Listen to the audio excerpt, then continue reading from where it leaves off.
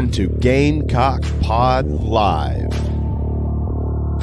For the next 3 to 4 years, I'll be committed to the University of Gamecock. This is Rodgers again to the 25, 20, 15, 10. Rodgers scores! Jackie Bradley Jr. delivered for the Gamecocks. Lost it up, looking for Kelly. Touchdown! Can you believe it? And South Carolina is sending shockwaves through the SEC. Frederick plays it in at the buzzer. That's a win! Unbelievable! Yeah.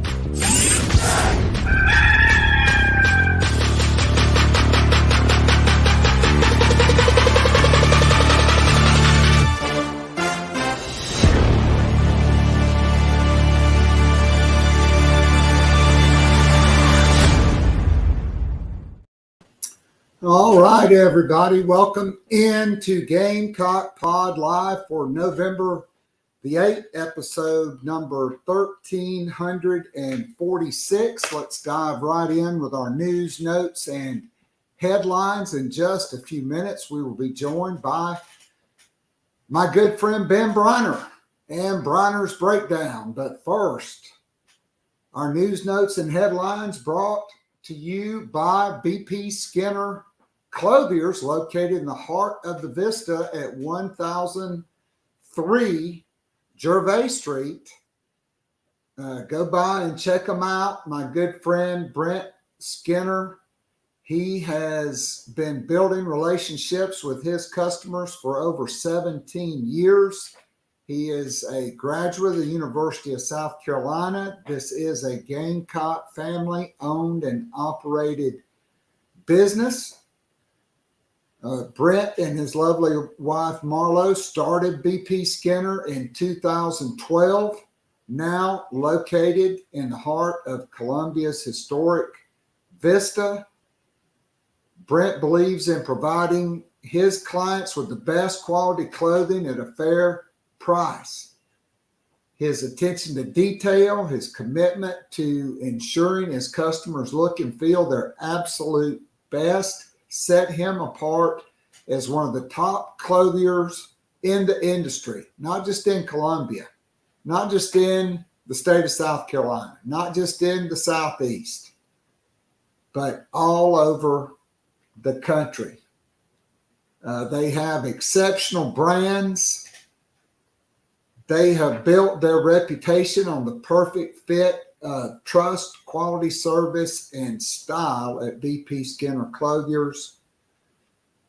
If you need a custom suit, sport coat, shirts, maybe you just can't find the right fit off the rack, go check him out. He also has a fantastic line of Gamecock clothing.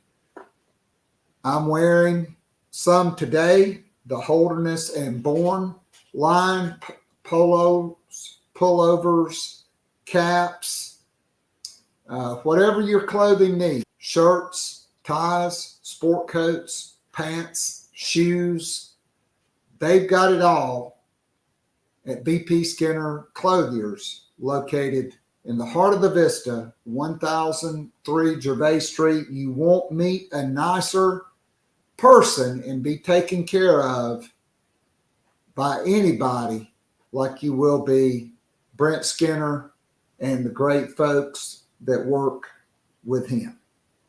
All right, the college football playoff rankings were revealed last night. Ohio State still number 1, Georgia number 2, Michigan number 3, and FSU number 4. And so you got this kind of cloud hanging over Michigan and the Big Ten and Ohio State, right? Like in a couple more weeks, Michigan, Ohio State are going to play. That's going to be like a college football playoff quarterfinal game. But what's going to happen because of the sign stealing thing, right? Like everybody's accusing Michigan, but Michigan is accusing others of stealing their signs. And so there was expected to be something come out today, but it didn't happen. Maybe by the end of the week, maybe not until next week. Several Big Ten coaches want Jim Harbaugh suspended. I don't know what's going to happen. We know the alleged mastermind behind all of it released a statement through his attorney saying he resigned and he alone was responsible for this. But we know that's not true because he didn't have the money to fly all over the place and buy all those tickets and do all that stuff. And so it's going to be really interesting to follow for sure. Obviously, Gamecock football, we'll get into that more later with special guest Ben Breiner. We'll get Breiner's breakdown. We'll talk about the Jacksonville State game with Vanderbilt and the rest of the schedule. We'll talk about the big picture and how critical these final 3 games are for Shane Beamer, for his program, for the future of some of the assistants on that staff, in particular the defensive coordinator, Clayton White, who's blocked me on Twitter, and Brad Crawford, and probably plenty of you that are listening as well. All right, tonight, Gamecocks men's soccer back in action, fresh off Sunday night's upset of number 1 Central Florida. The Gamecocks will take on number 7 West Virginia for a berth in the Sun Belt Tournament Finals, which were hosted by the top seed UCF in Orlando. That gets underway at 7 p.m. If you want to watch and have ESPN Plus, you can. I'm sure my man John Whittle will be tuned in. Maybe he'll be in Orlando for that. Who knows? He is a soccer enthusiast for sure. Basketball season got underway on Monday, as we all know by now. Gamecock men and women both victorious by the same point margin, 29 points. Gamecock men opened their season with an 82-53 victory over USC Upstate, led by former Denmark Olar star Dave Dickerson, who played at Maryland, coached there for a long time. And not only that, but you had Kerry Rich's son, who had been the special assistant to the head coach. He suited up and played. But this was all Gamecocks. They shot the ball extremely well, no doubt about it. Looking at it, Gamecocks jumped out to a 42-28 halftime lead behind some strong first half shooting. Gamecocks in that first half, 13 of 24 from the field and 6 of 11 from downtown. 10 of 13 from the free throw line. Meechie Johnson was on fire. 3 for 3 from the field, 2 of 2 from downtown, 5 of 6 from the free throw line in that opening half for 13 points. Talon Cooper, the Minnesota transfer and the Dorman product, he had 8 points. He was 2 for 3 from the field, both from downtown, and 2 for 2 from the free throw line. South Carolina came out hot in the second half as well. Gamecocks continued the onslaught, shooting 16 for 31 and going 6 of 11 from downtown in the second half. And so for the game, it ends up with B.J. Mack 13 points. Michi Johnson, 15. Miles Studi, 10. Talon Cooper also tying Johnson with a team high 15 points. Jacoby Wright had 9. Off the bench, Zachary Davis, 4. Morris Ugasuk, the freshman from Finland, he had 5. Josh Gray chipping in 3. And Benjamin Bozeman's Verdonk chipping in 2 points and 2 rebounds. On the night, Gamecocks go to 1-0. Earlier in the day, although it was night in Paris, a historic victory by Gamecock women's basketball, ranked number 4 in the coaches poll, number 6 in the AP. They took down number 10 Notre Dame 100-71.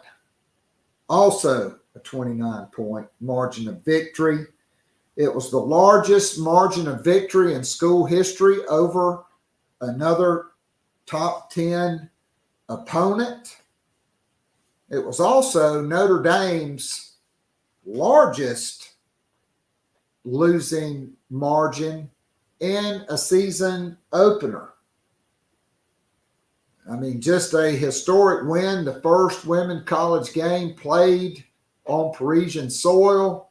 You had a national television audience. You had Ryan Rucco, Rebecca Lobo, and Holly Rowe there, and they witnessed a historic victory by the Gamecocks. South Carolina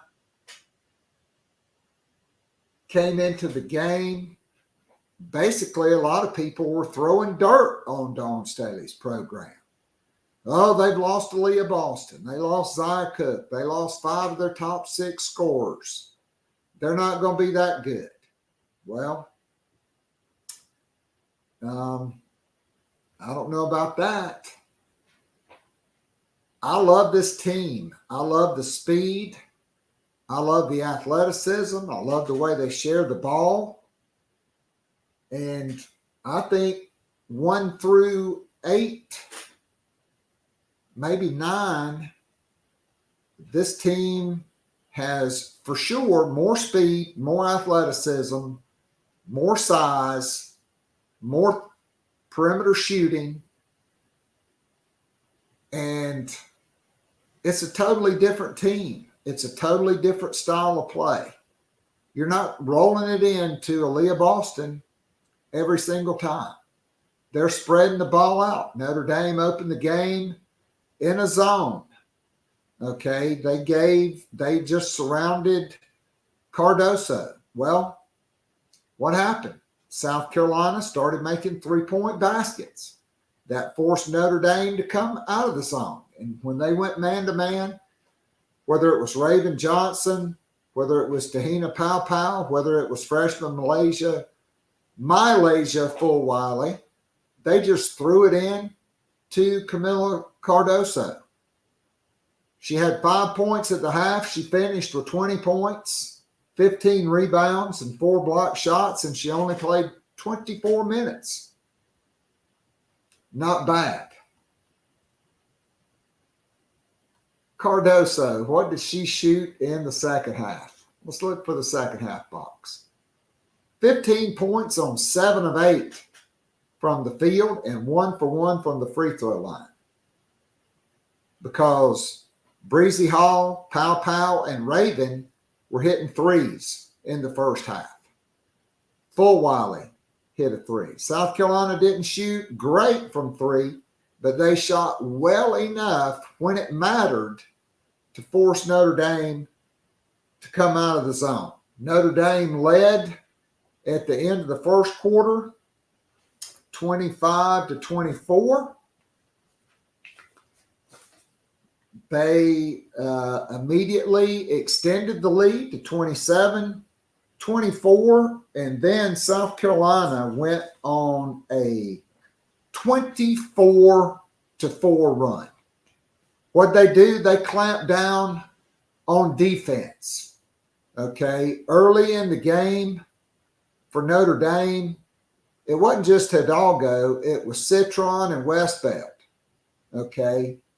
They had really good first quarters.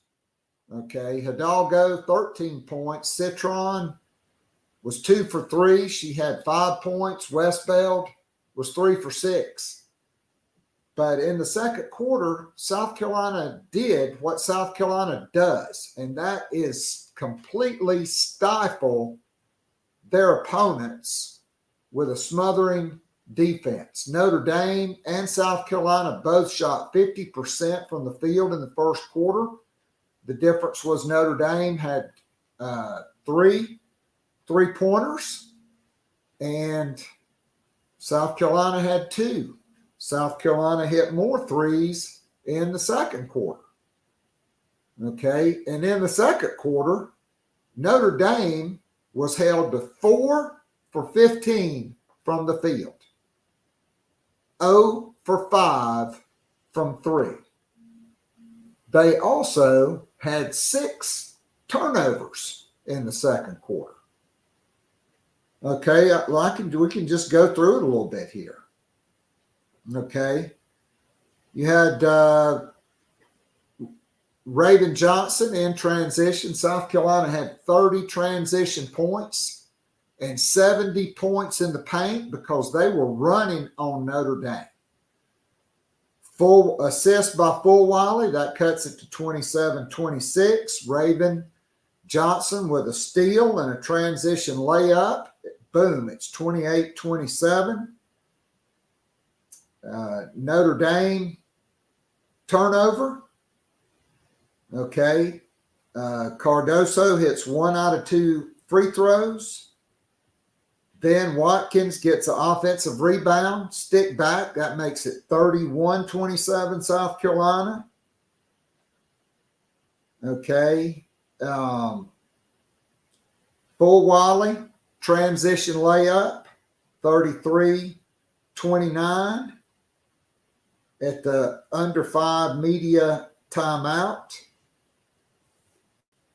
Then Pow to Cardoso. Fulwiley hits a 3. She banked it. 38-29 Gamecocks. That was a 14-2 run. Then you had the show-stopping block shot. Then Fulwiley takes it the length of the court, wraps around, fakes the pass, hits the layup. Notre Dame turns it over and then calls timeout. It's 40-31 South Carolina. As a 16-4 run, Notre Dame turned the ball over. Breezy Hall hit a 3. That makes the score 43-31. Breezy Hall throws it to Chloe Kitts. That's an and 1. 3 more points. That makes it 21-4. Kitts hits a free throw, 22-4. Kitts gets another basket. It's all of a sudden 48-31 and a 24-4 run.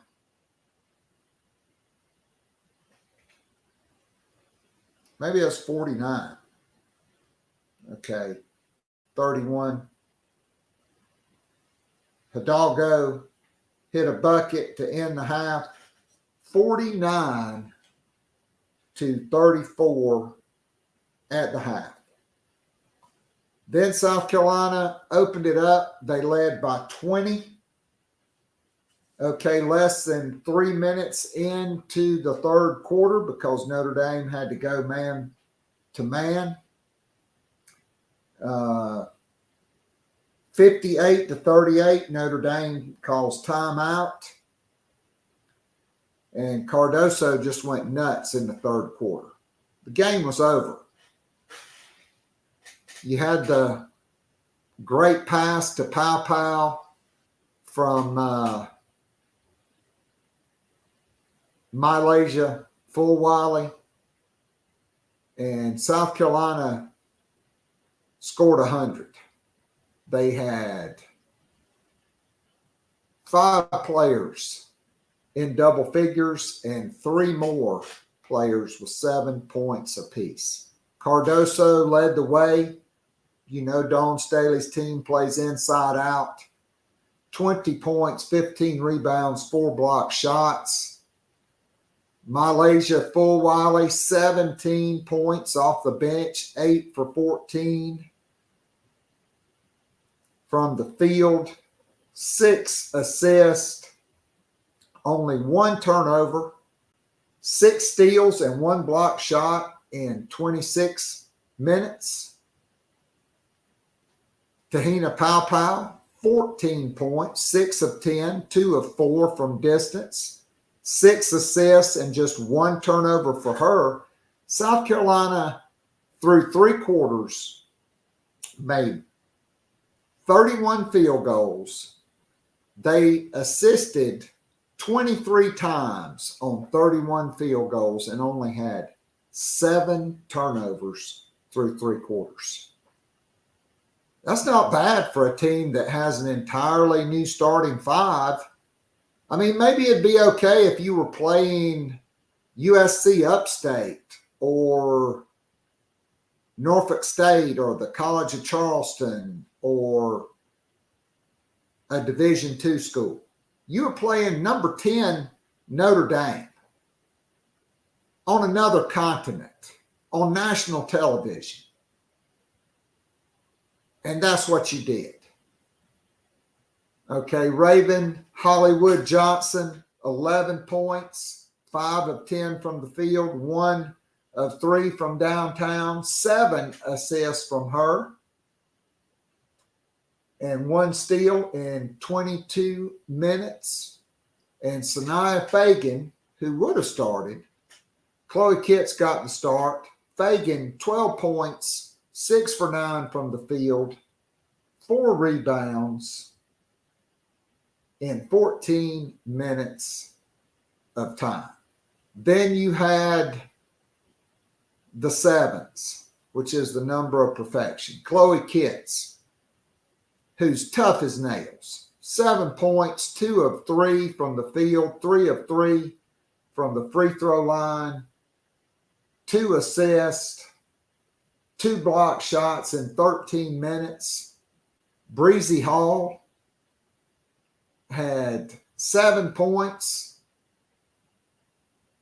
She was 2 of 2 from the free throw line, 2 of 8 from the field, 1 of 4 from downtown. But I'm going to tell you right now, that Breezy heater, it's coming. All right. 3 rebounds, 1 assist, no turnovers. Breezy Hall, a team high plus 25. Okay, because she makes winning plays on both ends of the floor. I just have this feeling she's going to have a way better season than Bree Hall had last year. Okay, and then Ashlyn Watkins, 7 points, 3 for 4, 1 for 1 from the free throw line. She had an and 1. 5 rebounds, 2 assists, 4 block shots in 18 minutes. How about that? I thought Tessa Johnson, she gave the team 12 quality minutes, 1 point, 1 steal, 2 assists. And she's going to do nothing but get better. Sanaya Ja got into action, 4 points, 2 for 4 from the field, 5 rebounds, 2 assists, and 1 steal in 8 minutes.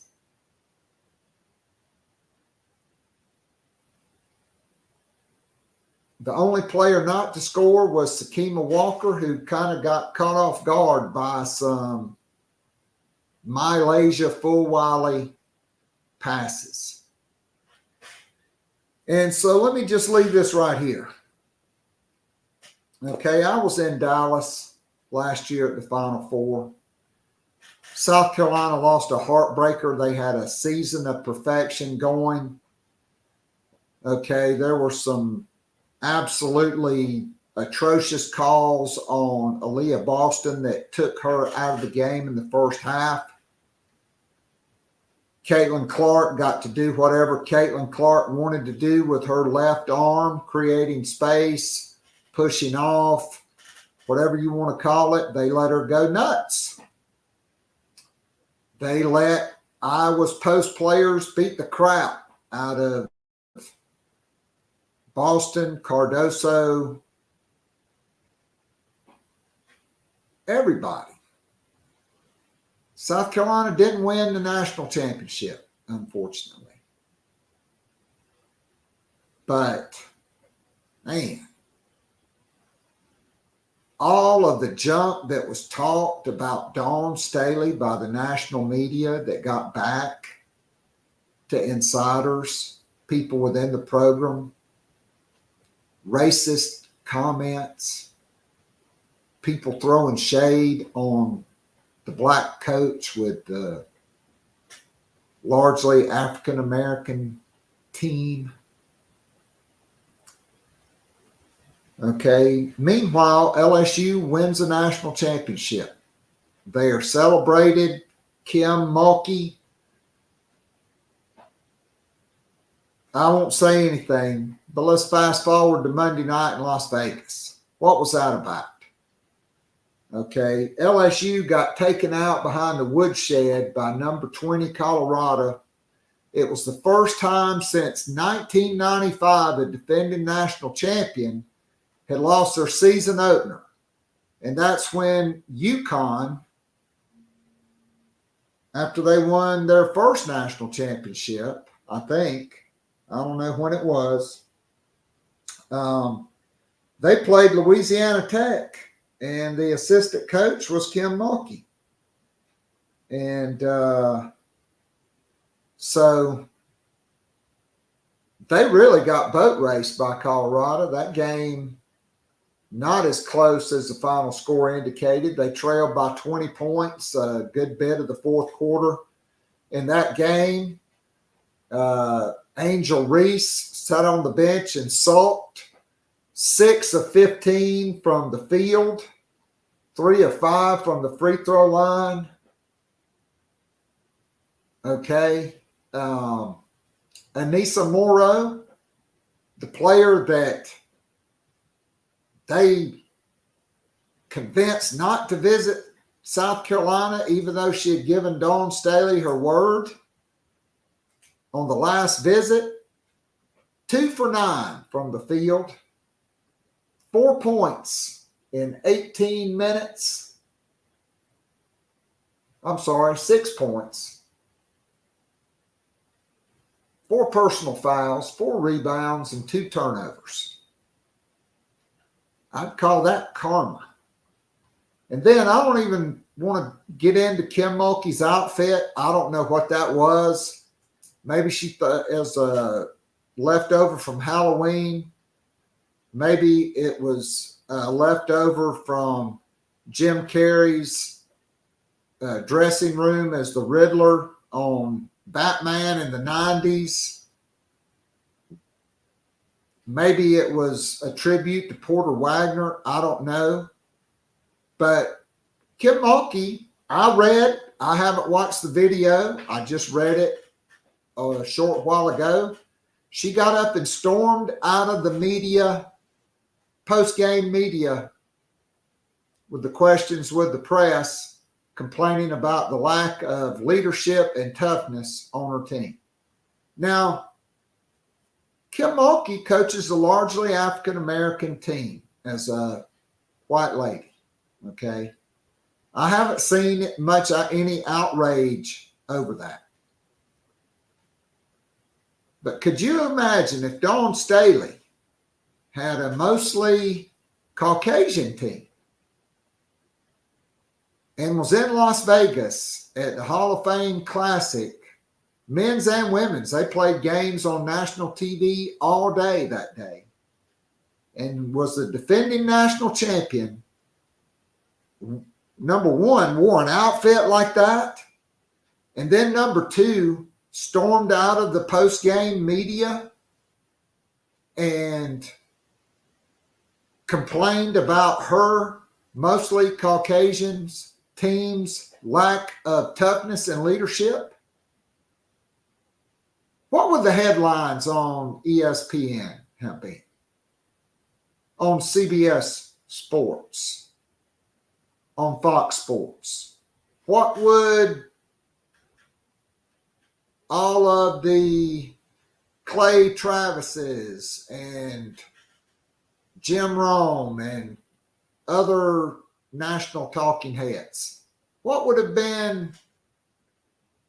that conversation have been like Tuesday morning?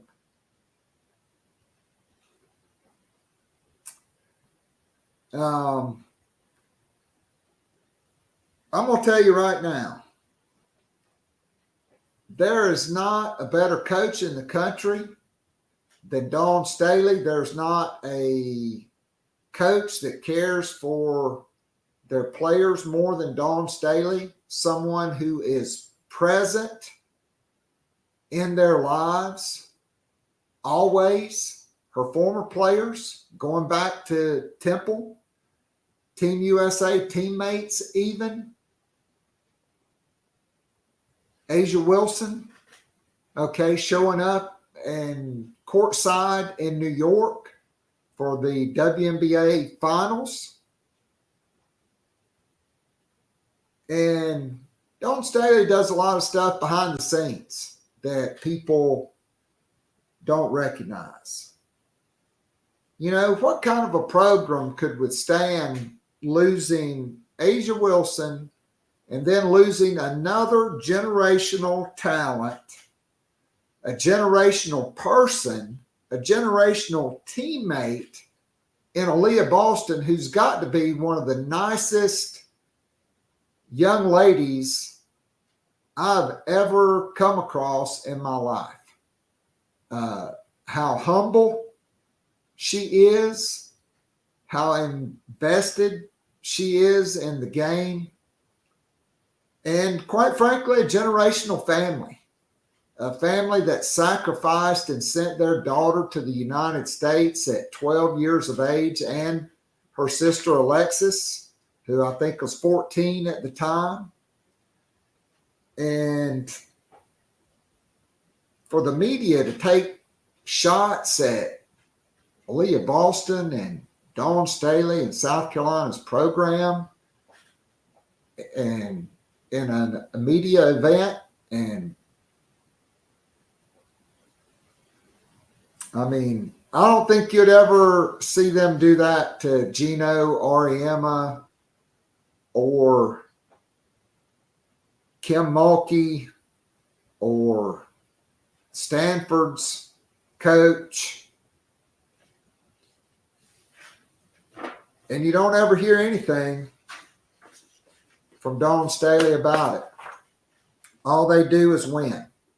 Let me tell you something right now. This team is a legitimate national championship contender. They remind me more of the 2020 Gamecocks, except their best post player is not a freshman. She's a senior, and she's 6'7", and she can run and jump and catch and block shots and make tough shots. This team has more three-point shooting than any of Dawn Staley's teams in the last 3 years. You have quality bigs. You have a generational talent coming off the bench at guard in Malaysia Fulwiley, who shouldn't have had just one of SportsCenter's top 10 plays, and the number one play should have had two of the top 10 plays. Me personally, I thought the pass to Pow Pow in traffic behind her back was actually better than the layup move. Although I have to say, Ryan Rucco's call on that, and even Rebecca Lobo giving props to Malaysia Fulwiley. South Carolina, this is a special team. Okay, you have players that have sacrificed and waited their turn. Camila Cardoso was a top 5 player in the country. Okay, she was at a boarding school in Chattanooga, Tennessee. She's from Brazil. She went to Syracuse, where she was ACC Rookie of the Year and ACC Defensive Player of the Year. She averaged almost 15 points a game. She transferred to South Carolina and sat behind Aaliyah Boston and Victoria Saxton for 2 years because she believed in Dawn Staley's vision. Sanaya Fagan is a walking bucket, just like Fulwiley is. They're different. Fagan's 6'3". She can score a number of ways. She's very crafty. She sat for 2 years. She was the number 3 player in the country. She sat on the bench and waited her turn for 2 years, a McDonald's All-American. Breezy Hall did the same thing. Sat behind Bree Beal, who was a very solid player and part of that core that Dawn Staley was going to ride with all the way. And who can blame her? I think they were like 111-14 in 4 years. Okay. Raven Johnson was the number 2 player in the country, behind Paige Beckers. Or I'm sorry, Azzi Fudd. It was Azzi Fudd that year. She played 5 minutes her freshman year, tore ACL, worked very hard on her comeback, gained her confidence last year, played behind Kiara Fletcher most of the season. She sat and waited her turn. Ashlyn Watkins, last year she could have, and this year she could be starting for virtually every team in the country. I mean, you could name on probably 3 fingers the teams in the country she would not start for other than South Carolina. She's big time. Tessa Johnson, another McDonald's All-American. Okay, we know about Fulwiley, who could have gone anywhere in the country. All right, Chloe Kitts. She could be starting for most every team in the country. She's probably going to come off the bench. Tahina Powpow, a great transfer who's added a veteran presence, a legitimate 3-point scoring threat, and a calming influence on the team because she knows how to control the pace of the game. She knows when to push it. Nobody works harder than her. If you don't believe it, go check out her documentary on YouTube. It's awesome, the amount of work she's put in. But you just go down the list and look. South Carolina has got the number 2 point guard in this class, Madison McDaniel. She's going to be signing this week.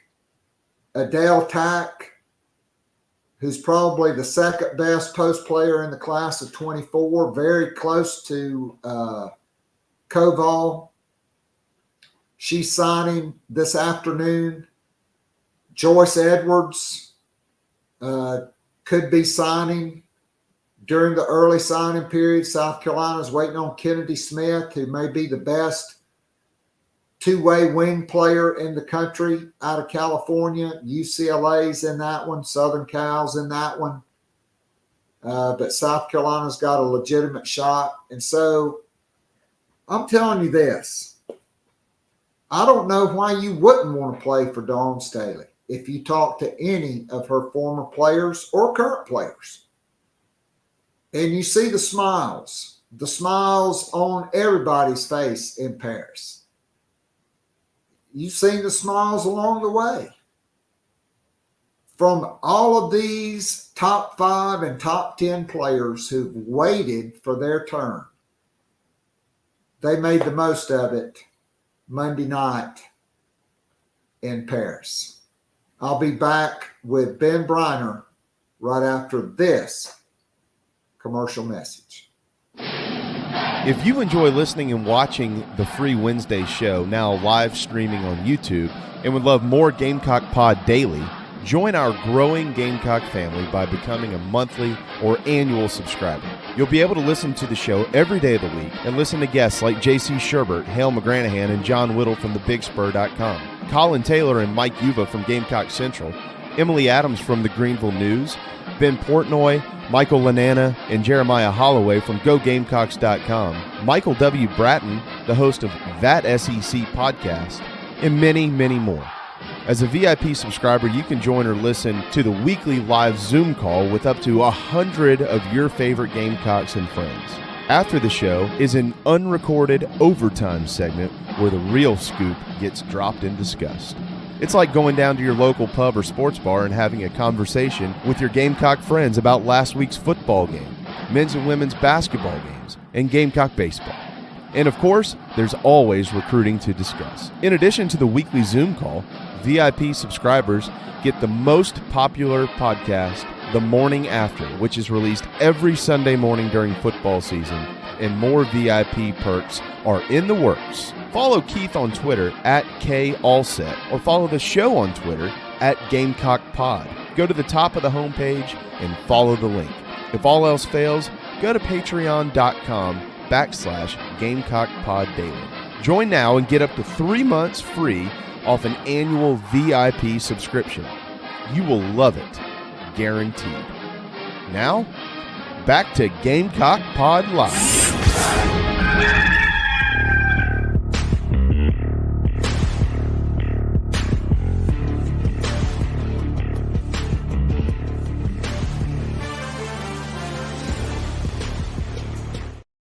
All right, I'm back. We're back. Before I bring in Ben Breiner, I did want to say this. Tomorrow on Gamecock Pod Daily, we'll have Hale McGranahan. We'll get the latest football recruiting. Football, right now, the coordinators are meeting with the media. We will also play the best of the Q&A from Dow Loggins, Clayton White, and Pete Limbo, because I think we need to hear from Pete Limbo. Special teams have been anything but special. Then on Friday, we'll have Mike Uva from Gamecock Central. We'll pick some games, get in depth about South Carolina and Vanderbilt. Okay. So I was going to have Brad Crawford from 24/7 Sports on today, but he had early pickup. He had daddy daycare duty up there. So we will reschedule with him. All right. So without further ado, and you'll have to give me a second. Here is my conversation with Ben Breiner from thebigspur.com.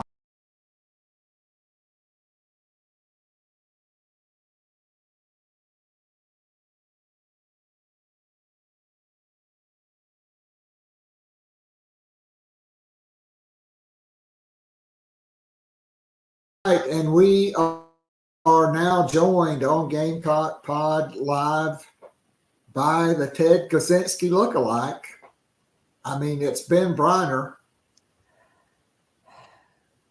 Ben? Sir, this actually went to a barber last week. You should have seen before that. Good. It was a hot mess coming into the weekend. It was a hot mess, but we got that fixed. Do you have the beard balm? Have you incorporated that into your products?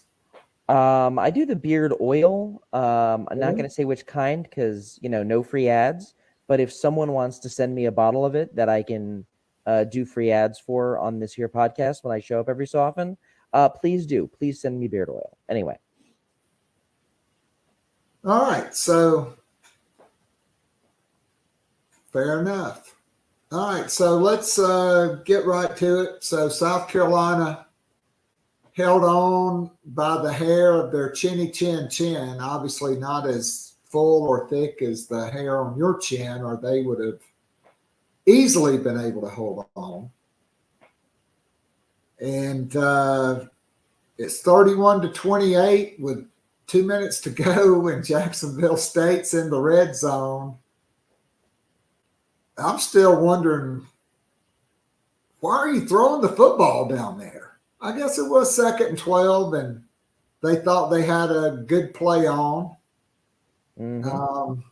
But Stone Blanton makes the defensive play of the year because, let's face it, there hadn't been very many plays at all on that side of the football. Correct. Other than maybe David Spalding's getting my toe back in bounds, interception down in the red zone to save that win against Mississippi State. Poor David Spalding. He was so promising a couple of years ago, and he has not been good when he played outside of that pick, and not reliable on a secondary that needs reliable humans. I just kind of think he's like Ja'Kai Moore. I think he's been injured so many times. He's just not the same guy that he was a couple of years ago. I can see that. So just your 30,000-foot view, thoughts on the game. I mean,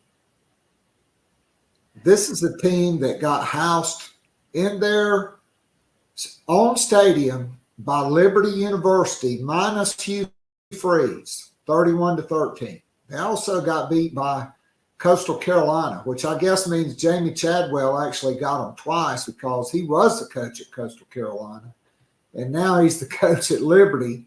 So their only 2 losses coming into that game were essentially Jamie Chadwell adjacent. I mean, this is a team that was only averaging 377 yards per game of total offense. Not a juggernaut, except in the run game, and not very good. I mean, I know they had good defensive stats, but I mean, let's face it. Good. That's a good defense. That's a good defense. That's the first year in FBS. I was gonna say it's not over the talented. I think it's a good defense. I think it's the kind of defense that can annoy a lot of offenses. And I think it's the kind of offense that can annoy one like South Carolina, where the offensive line is, my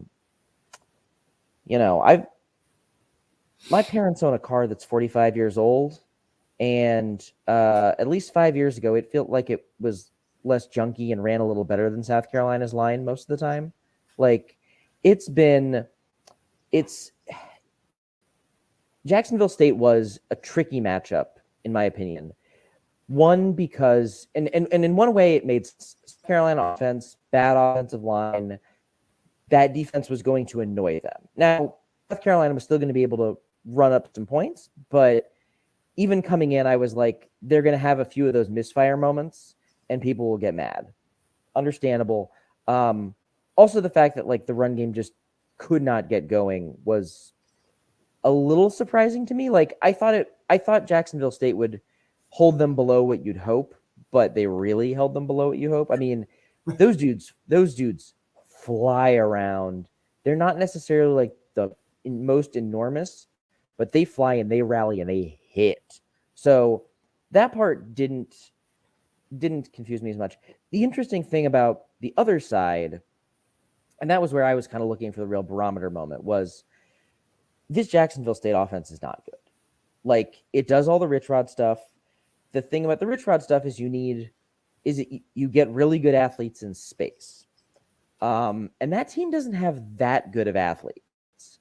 It has a lot of like nice mid-level Sun Belt talent. The receiver has some moments, and I'll give credit to Jacksonville State. They had 2 to 3 of what I would like to call dumb plays, where like, your dual threat quarterback throws up a one-on-one and your receiver just kind of comes down with a really tough ball. Like, that happens on occasion, and they got like 3 of those.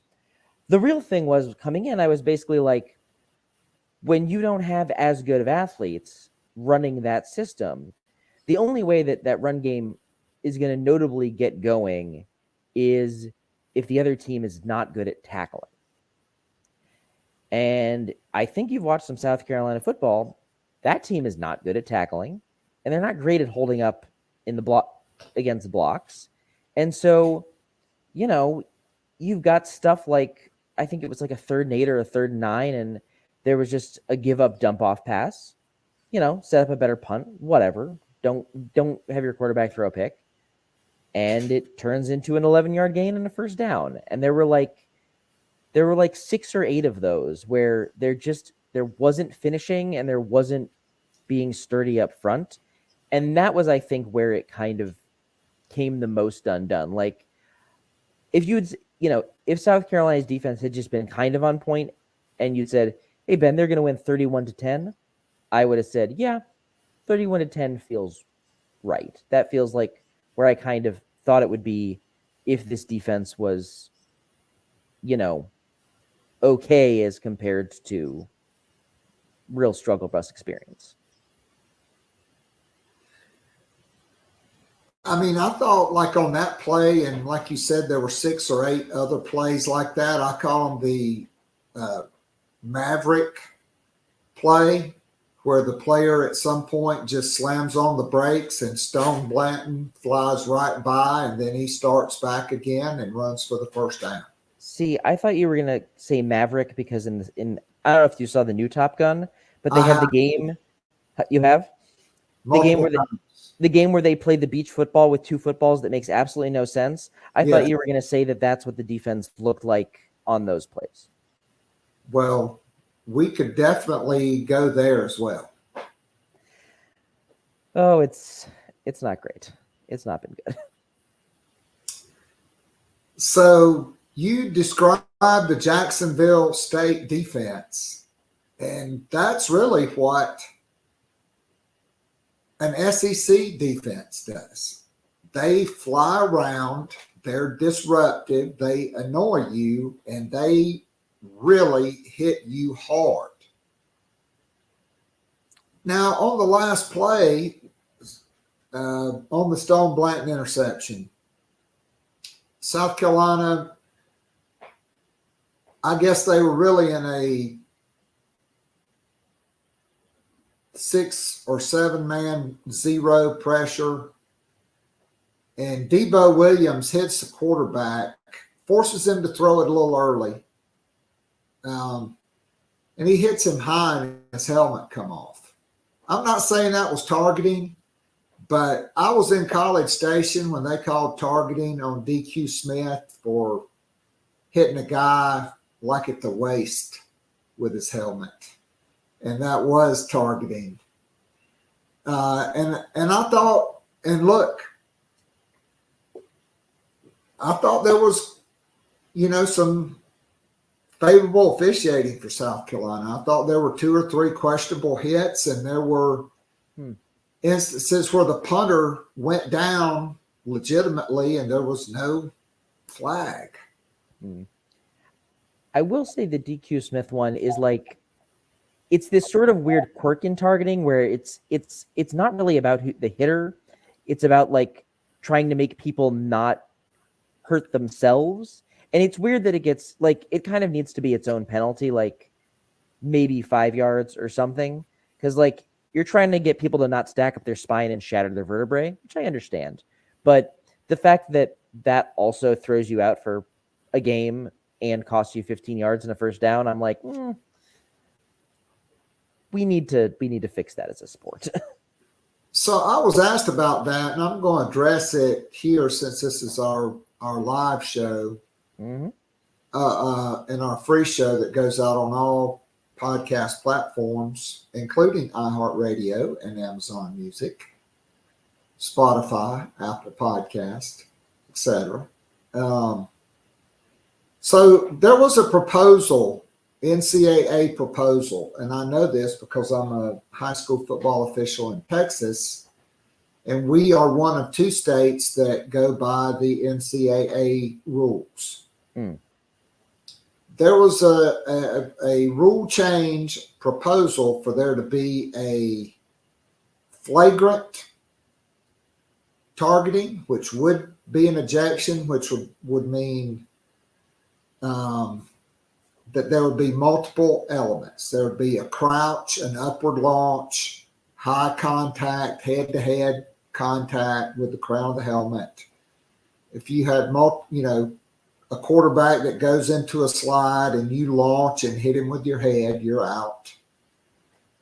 Versus a non-flagrant where the player's aiming low and the running back lowers his head at the last minute, or the DQ Smith play. Yes, he hit him with the crown of his helmet, but it was not a high hit. It was not an intentional hit.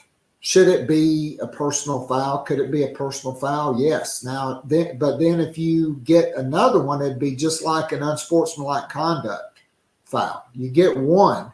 If you get the second, then you get ejected from the game. For whatever reason, that rule did not pass. And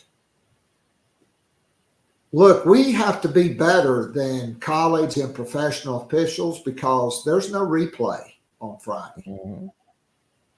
Saturday and Sunday, they get all the replay they want. Dak Prescott, Sunday night football, steps out of bounds on about the 1.5 yard line. The ball's about half a yard short of the line of the game.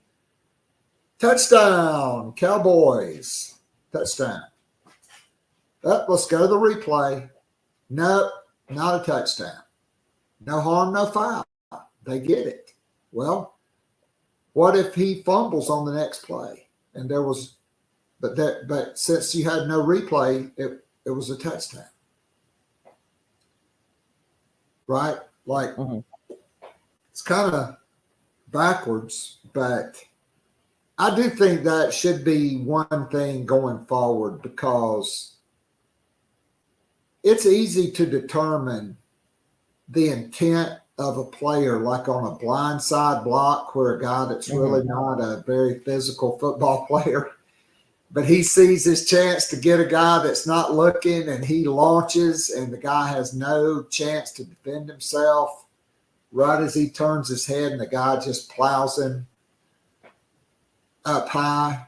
I mean, that is with his head, leading with his head, that's an ejection. Even the one they called on Shiloh Sanders, maybe that was because it was they declared the receiver an unprotected player or a defenseless player. But he led with his shoulder, and he hit the guy basically in the side, and they ejected him for that. I don't know. Food for thought. I digress.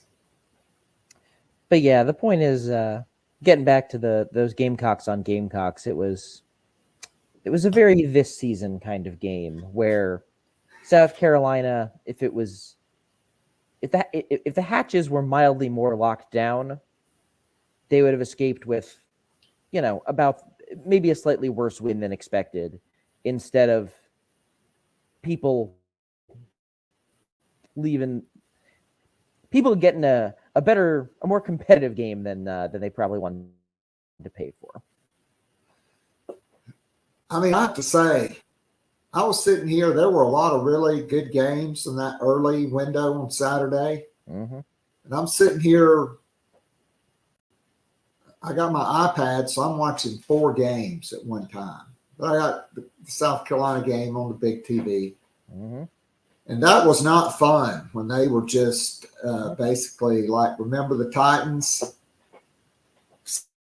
6 plays just like Novocaine. Give them long enough. I mean, they are just moving right down the field. And I will say this. I don't know what happens to Zach Alley going forward. I don't know if this defense is a reflection of his, purely his coaching or just a lot of pieces coming together. But if it is a reflection of his coaching, someone's going to pluck him up. He seems this group for Jack State is good. And I think that will potentially lead him to further riches down the line. So looking at his profile, South Carolina may or may not be in the market for a new defensive coordinator after that. So he was the defensive coordinator and linebackers coach at Louisiana Monroe. He was the youngest defensive coordinator in the NCAA football bowl subdivision at 28 and a member of the 24/7 Sports 30 under 30 list. He is so young. And he coaches linebackers, which would be very refreshing considering Clayton White's never coached linebackers. He just played linebacker. He's a secondary guy. And so he graduated Clemson in 2014. Oy. How about that? And Charlotte Country Day. It's probably not that far away from you. Yeah. It definitely is. And I think I drive by it to go to certain restaurants I like. Yeah. So yeah, Carolina's guy. That'd be if there is a change, that'd be a big old swing. But I mean, just watching that again, just having watched the product they put out this year, like they have a couple of good defensive linemen, but like they don't have a lot of size and they're doing some weird stuff. I mean, I think I actually asked Shane Beamer something about their run blocking, and he was basically like, yeah, we scaled down to a lot of our base stuff because we were going to have to match like 7 fronts on any given play. So, do what you know and do what you know how to block well. I was like, that is a not unfair point. No doubt. So Ja'Kai Moore gets injured. He goes out. Casey Henry plays for the first time since North Carolina. He wasn't out there long. He went down again. Trey Knox is out for this week. Kerryon Joyner's out this week. And that means you basically have one tight end and 1.5 run back. Different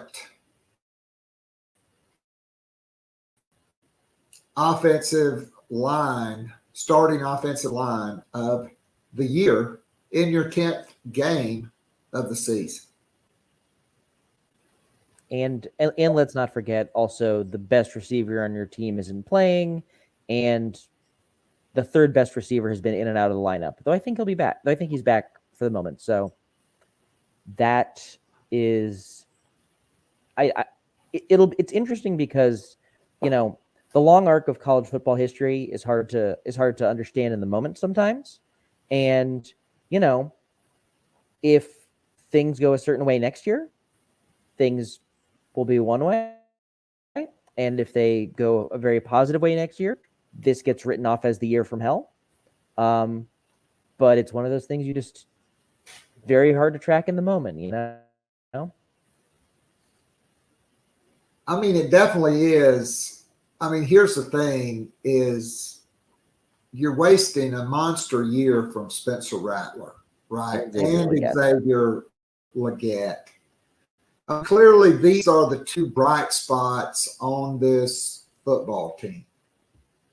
Legette, 9 catches, 217 yards, 2 touchdowns. Rattler, 27 of 38, 2 touchdowns.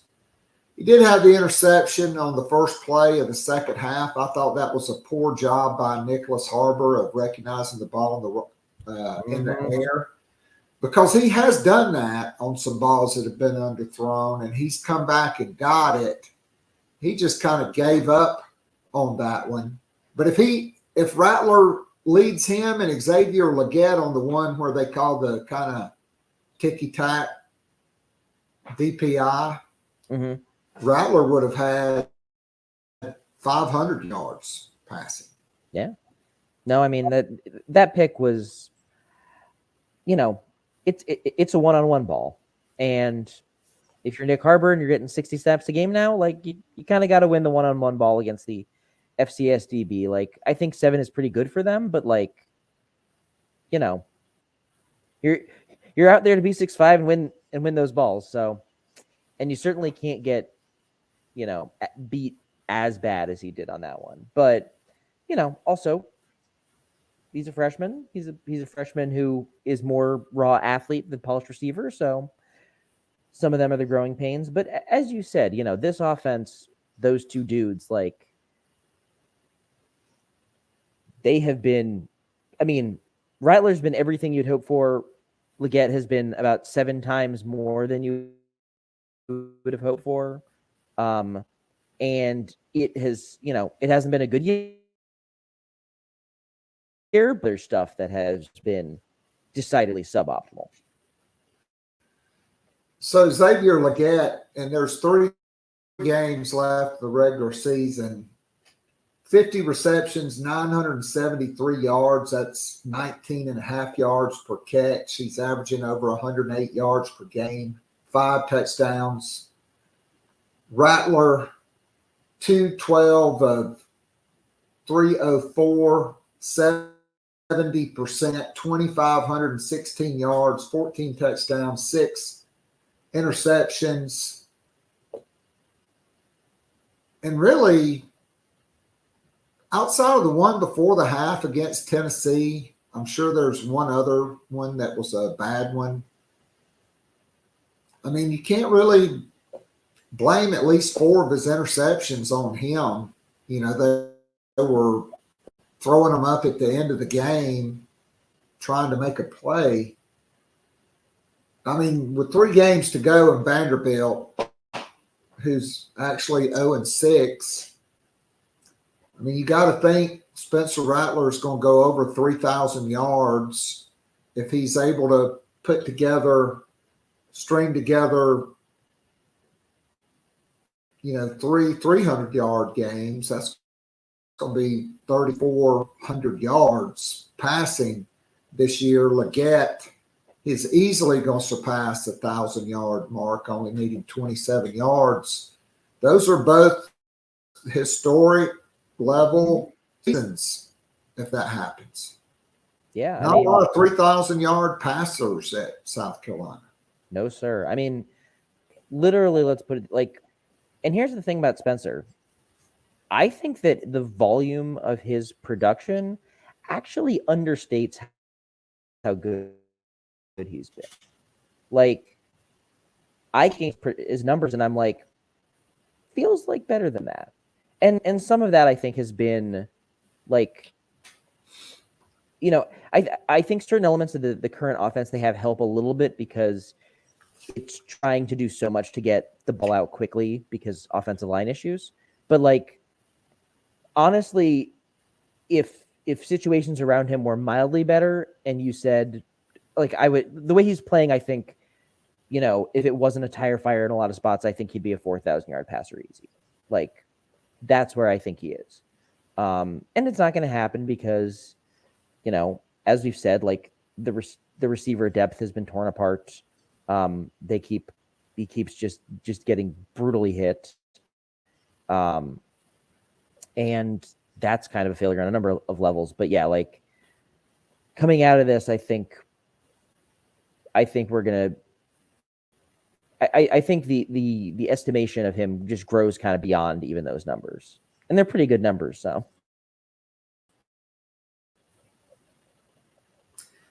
I mean, there's no doubt. So, if we look at the defense, Clayton White has an ominous going of the most games ever in South Carolina history of allowing over 20 points per game. Even Wally Burnham held State to 14. They won 77-14. Brandon Bennett rushed for 13,000 yards in that game as a freshman. I was there with my dad. South Carolina, 77-14. I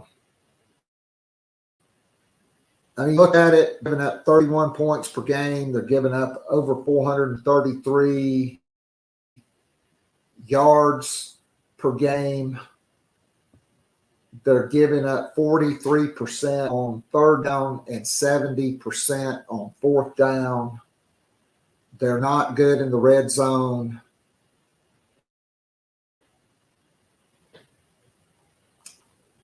Not at all. And so here's my point of saying all that is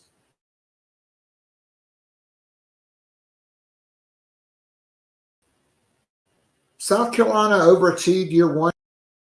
Year two, they won short field and get points.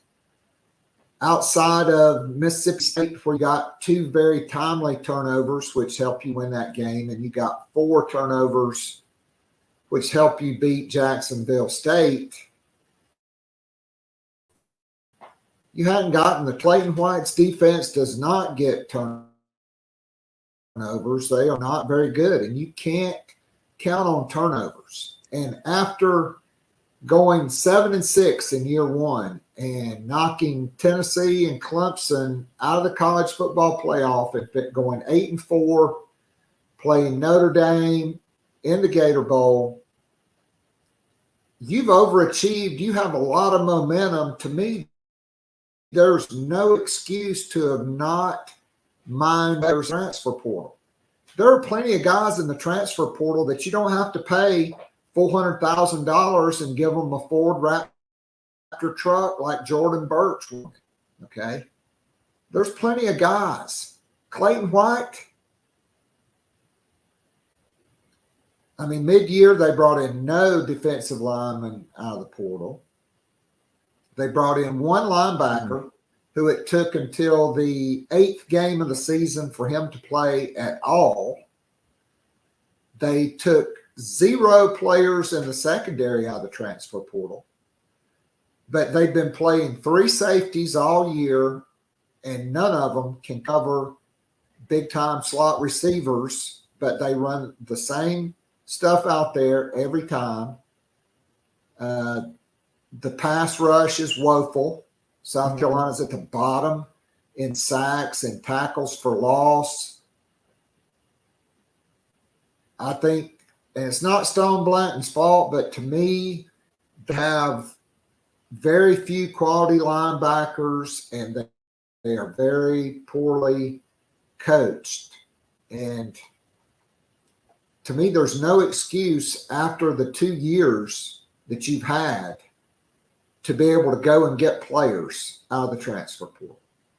And Clayton White has not been able to do it. So I'm going to push back a little on kind of the first thing you said. You said, this is a turnover reliant team. And I think that in a way understates something that has happened with this team, because that first year, there's a metric I use that basically, like, it doesn't ignore turnovers exactly, but the way that it rates stuff, it's like on a play-by-play basis, and it treats turnovers as more noise. Kind of as you said, they're hard to rely on. They had a good defense that first year and a pretty decent defense that second year. And on that metric, they are now. And so I think relying on the turnover stuff almost understates what's happened in terms of the quality of play. Like, that first defense played actually shockingly good man coverage, like really disruptive. And last year, they didn't do it intentionally, but they ended up, like, you don't necessarily want to be a bend but don't break defense. They weren't scheming for it, but they ended up a pretty decent bend but don't break defense. Like, they were at least preventing big plays. And now what's happened is they are atrocious run and pass in terms of keeping teams from getting ahead of the sticks. And their big play prevention is fine, but it's not top flight. So, like, it's, there was a number that Pete Lembo would always quote to me back 10 years ago when I covered him. He would basically say, any drive where you have a 20-yard play, the chance of scoring a touchdown goes up like an astronomical percent. And last year, teams could march on them, but they weren't necessarily giving up that many 20-yard plays that turn your potential field goal drive or stop into a touchdown. This year, they're doing that, and teams are just marching ruthlessly against them. I mean, I think at least looking at like the passing numbers last year, they were still by the end of the year modestly disruptive in terms of pass game, not in the run game, and that's fallen apart. They cannot do that. Now, in terms of the transfer portal, I think it's interesting because defensive line, definitely accurate. They needed to upgrade the defensive line, especially, and they failed to do that. Linebacker was interesting to me because they came in relying on Mo Kaba, which in retrospect they should not have done. They came in relying on four-star talent, which Stone Blanton plus Pup Howard, both those bets, Stone Blanton, they've modestly lost. Pup Howard, in terms of being like a potential impact first-year guy, I think we can say they've lost that bet. And Debo Williams is going to be Debo Williams. Like, ideally, he's your number 3 linebacker, and he's nice for that. If he's your number 2, you're in more trouble. So there you wanted like a really premium playmaker. The failure to get that is notable. Landing at Jerron Willis, who's like a player I like, but Jerron Willis is like, landing Jerron Willis is kind of like landing Nick Harbor, the wide receiver. Like, if you were coming in saying those guys are going to really matter for us, like, you were going to be in trouble. And the secondary is the one I find the most interesting because so much of that has been, I would almost call it a weird regression. Like, Kilgore came in. Kilgore is better than expected. He's solid. But, like, coming off last year, you would have expected DQ Smith and Nick Emenworry to be, like, guys the defense could rely on. And they simply have not been that at all. And then you have David Spalding, who, as we talked about, like, was a guy you would worse be like, that's a guy you can plug in anywhere and feel okay. He's been a guy you can plug in nowhere. That's been a problem. Peyton Williams is hurt. Like, they came in and you had all these things where you're like, at least safety should make sense and be solid. And it just hasn't been there. Honestly, if you'd said to me, you know, what do they need to recruit across the season for the defense, I would be like, outside defensive ends, I would have said star linebacker, corner, and if the right safety wants to come to town, sure, you bring him in. But safety, yeah, that would have been a push. And then you have the corners where, like, they haven't been great, but they've also been sort of the least of the problems. I wouldn't even say they've been good. They've been present. And they haven't been killed in the ways that we've seen some Gamecock corners killed, which has been wild because that was the part I was kind of the most concerned about. And again, would you like it better so you don't have to play Judge Collier off the bench? Yeah, probably. But I don't know. It's been interesting because, again, like, all of that recruiting would have been, I guess, trying to find an upgrade under the assumption that you could at least wring solidness out of that back seven. And that hasn't just been there at all. Like, people who should be solid have not been. I actually kind of like Judge Collier and think he should be playing, and they should play Fortune, Collier, and Dial because they're getting killed in matchups in the slot. Yeah. I mean, the problem there is always going to be that, like, even by the standards of corners, Fortune is Fortune. I mean, plus, Ben, those guys are having to play 80 to 90 plays a game when you count special teams reps. And I think that is a symptom of the problem late in games. And the Florida game, which was the biggest game, where you had the 10-point lead and you had 2 chances to get a 4th down stop with a routine one-on-one play in the open field. Guys are gassed. And when you're gassed, the first thing that goes are your fundamentals. And the problem is the true freshmen are not ready, right? Mm-hmm. The guys they signed last year that are redshirt freshmen are not good enough to play yet, even though I like Kawan Banks, I guess, more than Clayton White does. And so there's zero depth in that position. Like, the 5 guys that are playing, other than a few Judge Collier and a few David Spalding plays, and then, you know, the unfortunate targeting brings Keenan Nelson Jr. back in, who looked like a deer in the headlights on that long run against Texas A&M. When the guy got there, he just froze.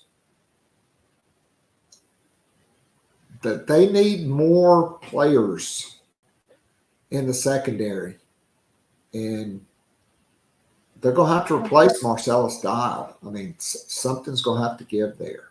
And quite frankly, Nick Emanwari or DQ Smith, I think if a new guy comes in, would be linebackers. At least one of those two, maybe both of those two. At the very least, wherever you put them, they got to play better. Like, that's just – I think that those two are capable of better than they have been this year, and I don't know what has led to that being as big of a problem as it's been. But it definitely – I think we talked about this after Mississippi State. It exposed a certain amount of things where if you couldn't play DQ Smith in the slot, then you're trying one of those other two, and you either have a true freshman or you have Nick Emanwari, who I think has shown the ability to be fine at coverage, but they've also run into this situation. And I think this is actually an interesting evolution of the sport, is that everyone, if they have a decent slot-esque receiver, they'll just play him there. I mean, even South Carolina, Xavier Legette, I think they've got the numbers somewhere. Like, Xavier Legette is, in theory, a model outside receiver. He is tall, he is athletic, he's a jump guy, and they play him a ton in the slot. And kind of the beauty of that is, let's say you bump O'Donnell Fortune or Marcellus Dial in. Well, those guys got to be edge setters on counter. So all of a sudden, Marcellus Dial has to deal with a guard. Marcellus Dial dealing with a guard is going to be, like a tilt-a-whirl funhouse ride, like getting spun around.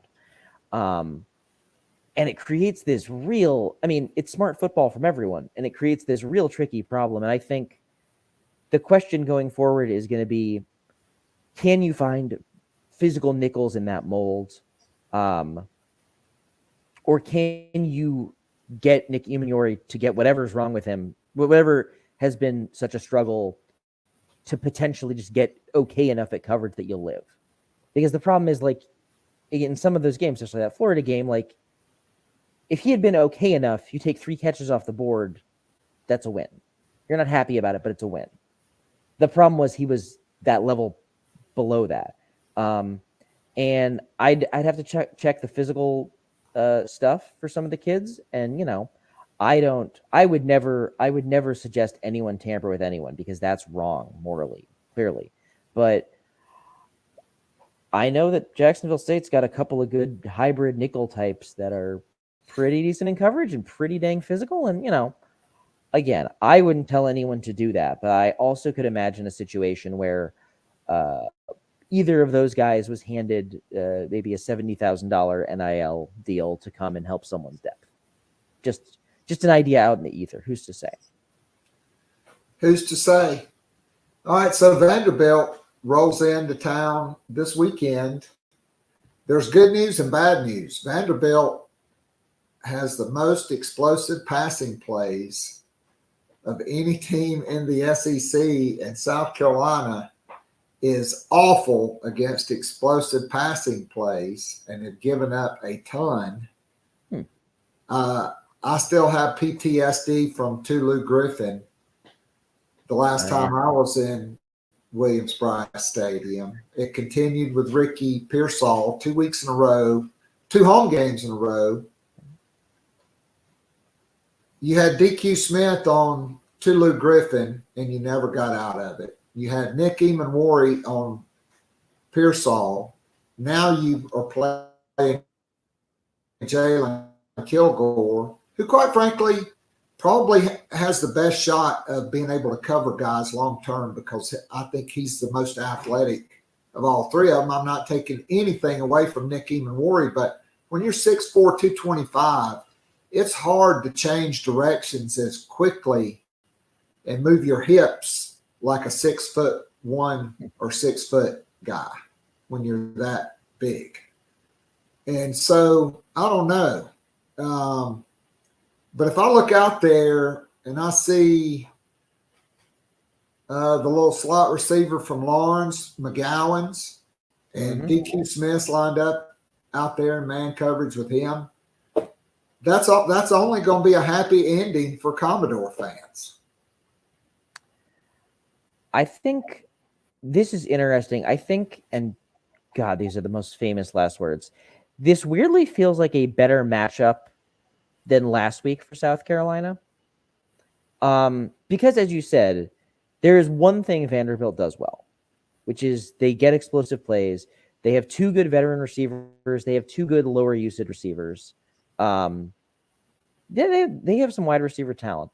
They are also deficient at everything else, like monstrously. Like their quarterback, despite getting some of those passes off, is not very good. Their offensive line is not very good. Their run game is exceptionally unimpressive. It's also wild to think that Ray Davis was there last year and was like pretty good, and now he's in Kentucky and is just a murder wagon. But it's one of those games that I think could get less comfortable because Vanderbilt is making some big passing plays.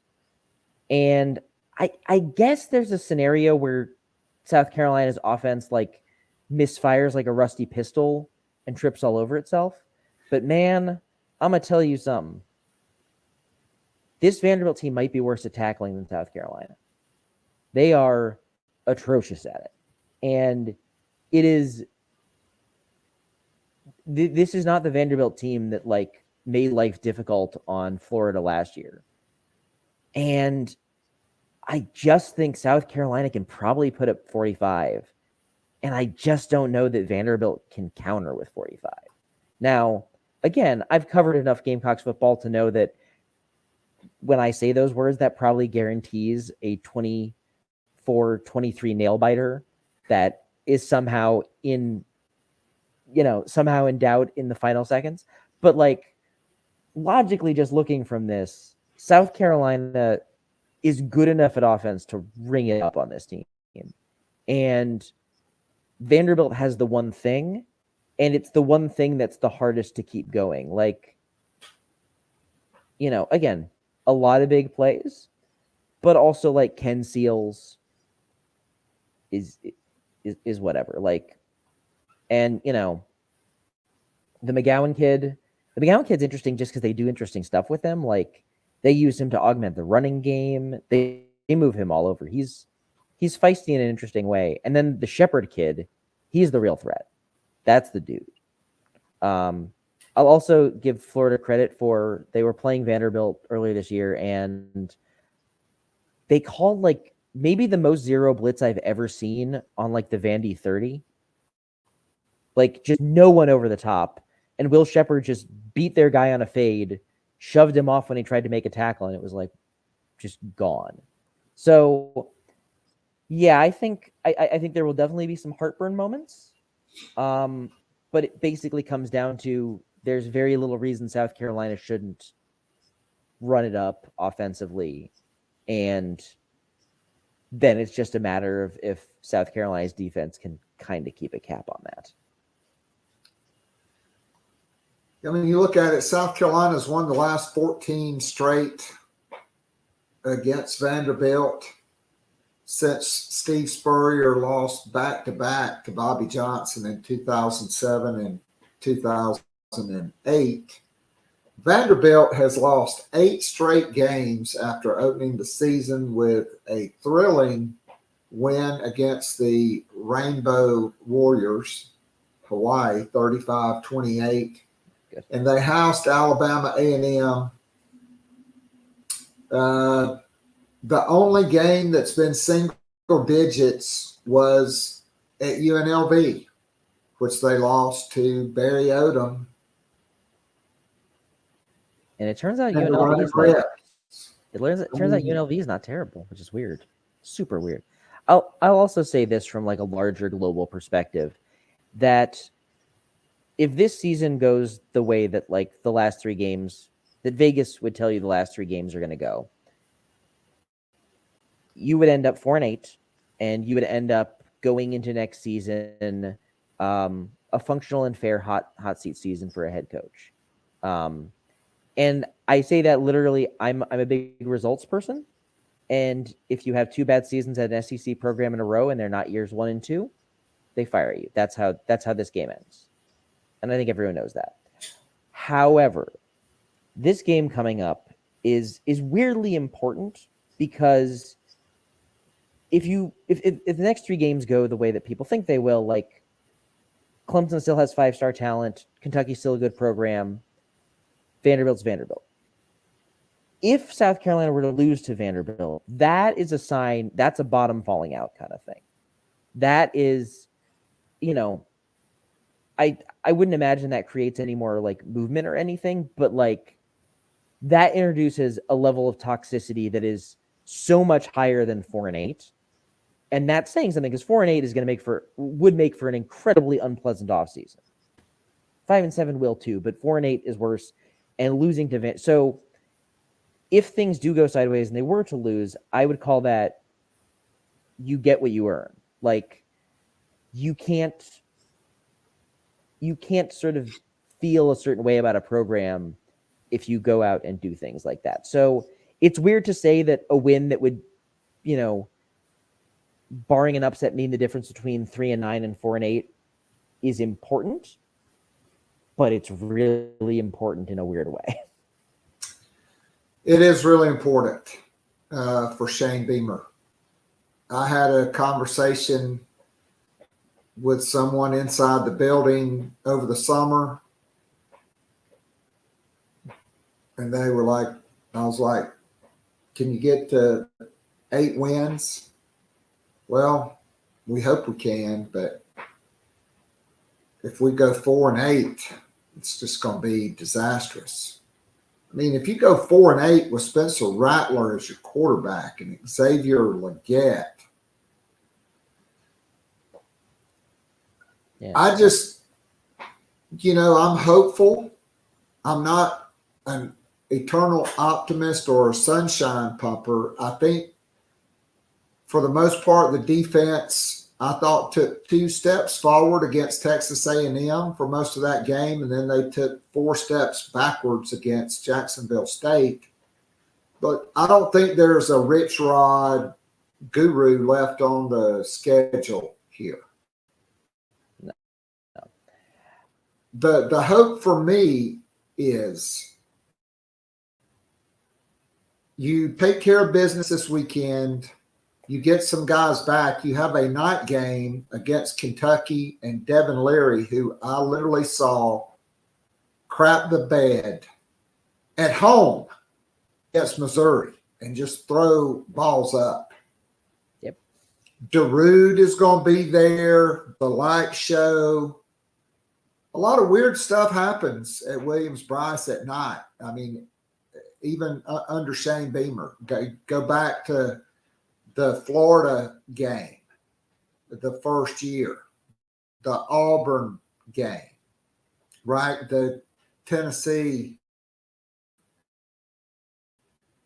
game. And if somehow you're able to get that one and go into the Clemson game 5-6,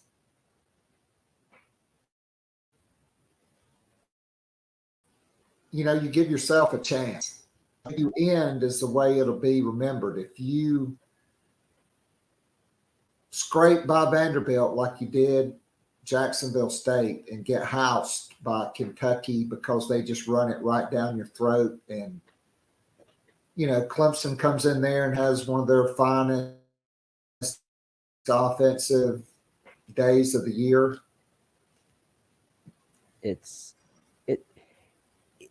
interesting. I've been thinking about this a lot, and it may end up finding its way into writing at some point sooner rather than later. But there's a lot of on the idea of how you got here, because, and this is weird to say, I look at 2 games because I look back on the schedule.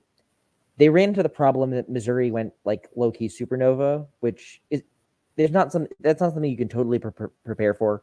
You can't totally prepare for like Brady Cook is suddenly throwing dimes. And both those receivers, the receivers have gone absolutely ham. But that Florida game, and the fact that this happened to be a Charlotte neutral site year, are going to be two factors that loom on this team. Because you know what? If you take care of that, if you win when you're 98% chance of winning against Florida, you're going to go in and you're going to say you need to beat Vandy and go 1-2. And that's very palatable. If it happened to be where you played some mid-major instead of UNC, you would be in that situation also. And if both those things were the case, you'd already be bowling and you'd be saying, you'd be about to bowl and then, looking to, grab a pelt from Kentucky. Or this team was sort of, it came in a little rickety and it needed some breaks and it got none of them. And, well, it got a couple, I should say. Spencer's good, and Xavier Leggett went supernova, which makes up for losing Antoine Wells. But this is very much a case of, things needed to happen to change vibes down the stretch, and South Carolina has either been unable to get them or hasn't gotten them. And, someone kind of snapped at me on a message board and said, bad teams have a lot of ifs. But kind of the beauty of college football is ifs. And this is a very, going into the season, the hope was be strong enough to be solid. And, maybe they turn around and just rewrite it, win 3 in a row. But if they don't, it's one where a lot of ifs will loom in the mind kind of going forward. No doubt about it. I think that is a great stopping point. Ben, I can't thank you enough for joining us. Great stuff as always. And look forward to catching up with you down the road. Absolutely. Good to come on.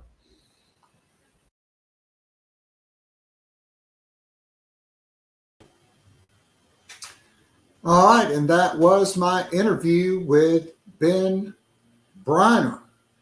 Okay. That is going to be a wrap for today's show. I'm off to pick up the kiddo. She's got early release today. I do want to leave with this. Next Thursday, November the 16th, I will be at the Southbound Smokehouse in North Augusta from 6 until 9 p.m. Representing Carolina Rise. We're going to have a little meeting there to create and spread the word for name, image, and likeness, and hopefully increase Carolina Rise donations and memberships. This is a very critical period coming up with the transfer portal, with the December signing period, the November signing period for basketball open today. Gamecock men have announced the signing of Uko Federico. Trent Noah should be signing his paperwork at some point. They're in Harlan, Kentucky. So I didn't even realize that was a real place until he came on the scene.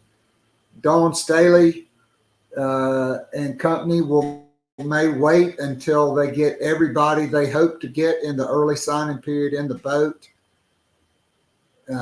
Adele Tack is holding her ceremony in about an hour.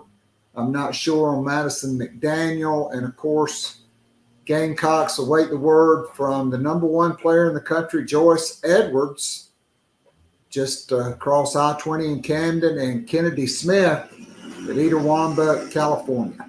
So I'll be back tomorrow on Gamecock Pod Daily with Hale McGranahan, and then on Friday with Mike Yuba. Until then, this is Keith Alsep saying God bless, go Gamecocks, and I hope to see you all very soon and can't wait to get back home for the Kentucky game next weekend. Go Cox. I'm out of here.